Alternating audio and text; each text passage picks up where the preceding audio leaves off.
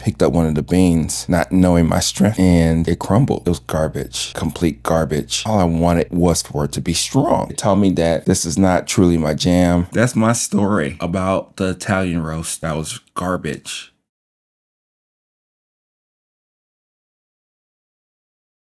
We live right now. And we're doing pretty good right now. No complaints. All is well for me and everything. And I hope all you're doing pretty good, if that makes any sense. But we're going to be talking about stories. I don't know how well of a story I can tell of this situation, but I'm going to tell it anyway. It's true. It's not a made up story. You know, the way I tell it now may be a little off than what I really remember years ago, but it doesn't matter. It's a story about coffee. So here it is. So, you know, I was starting my coffee journey. Everything was great. I was buzzing out of control. I was buying everything that you can think of when it came to coffee, going to different coffee shops, different coffee stores. I started to even peek online, different forums and all that. I just wanted my fix. And it was just one of those things where I didn't care where I got the coffee, grocery store, online store, or just locally. I think I was just mainly doing locally at the time. And my palate was still developing. At the time, I was still using the French press, which is fine. And, you know, I had my trusty French press, and I just wanted to try new coffee from everywhere. So I looked up this place. I'm not going to mention this name. I believe they're still in business. I think they're doing really well. They are kind of a big boy type of situation when it comes to coffee here in the Houston area. And they just kind of do it a little differently than a lot of people, but they did have a store. I don't know if they still have the store and everything. And I went inside, you know. I knew some stuff about coffee, about all that good stuff and all that stuff, right? All that good stuff, right? And I just went in like with a kid in a candy store. That's what I went in for. I was just wanting my fix. So the person in there, he saw that I was new to this whole coffee thing, and he took me under his wings. He showed me different beans. He explained origins. He explained tasting notes and all that good stuff. And it was something that I was just really geeking out over. I couldn't wait to get home. And then right before we were leaving, because I think I told him like some of the coffees that I was drinking lately, they weren't strong enough. And I wanted it to be stronger, because no matter how much coffee you put into like a light roast and a medium roast, the coffee, it still wasn't strong. A lot of coffee shops were kind of doing the same thing, and I was getting pissed, and all I wanted was for it to be strong. And he said, oh yeah, we got a French roast and we got Italian roast. I think I bought both of them. And I think he gave me a small bag because at the time he was just like, okay, just want you to taste it, see what you think about it. But it's strong as hell. It's strong. So I smelled the bag. It smelled like carbon. I was like, okay, cool, whatever.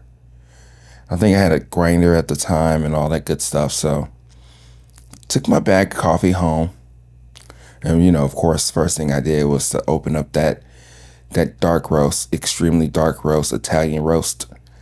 And I picked up one of the beans, not knowing my strength.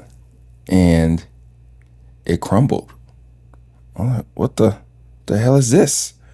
What is this? I didn't want to put it in my grinder. It was oily as hell. It was black as hell. It was just not the business. It really wasn't. And I'm like, forget it. Just put it in the grinder. This is the only thing you have, you know. So I did that. I put it in the grinder. I put it in a French press. Did my little swirl. Waited 4 minutes. And I had my cup of coffee. It was garbage. Complete garbage. Since you are hopefully enjoying the video, you like, subscribe. Couldn't believe how bad it was. I should have believed how bad it was. It didn't smell good. It crumbled in my hands, and it was weird. Didn't know really what to think about that coffee at that time. I was really disappointed, and I sat there and I drank a little bit of the coffee. I think I kept it for a day or two, then I ended up throwing it out. I don't think the French press was that much better. Slightly lighter, but I could still crush it in my fingertips. And I don't know why I'm really telling you this story. I think we all have our coffee stories of like where things have gone and how we react to it and what we think about coffee in general. But I don't know. Now that I'm thinking about it now and I have time to reflect, because I think about that moment from time to time, is that we're not going to like everything, but I think the journey, the rush of discovery or finding things, the journey, the destination, all that stuff, it's a part of us. It makes us who we are. Like, I wouldn't dare roast coffee that dark. I've gotten close because some clients request it, but the beans still have integrity. They still have weight to them, which if you know coffee, if it's darker roast, it barely has any weight. But that's besides the point. I went down this journey of just wanting to know more. And I think that's the beauty of it, because I just wanted to know more. I wanted to explore more. And even if I didn't study it, like in this case, it's perfectly fine. People will try to help you along your journey in order to love coffee or taste coffee or see what you like about it. Because that Italian roast, that French roast, that type of darkness isn't for everybody. That's what it taught me. It taught me that this is not truly my jam. And you don't have to like everything about coffee. If you like one or two things about coffee, that's perfectly fine. You're not a crazy person to only like one or two things.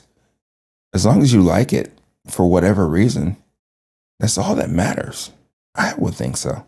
So those are some of the things that I went through when I was, just starting out with my coffee journey. I think what that ended up doing was it catapulted me to trying coffee all over America.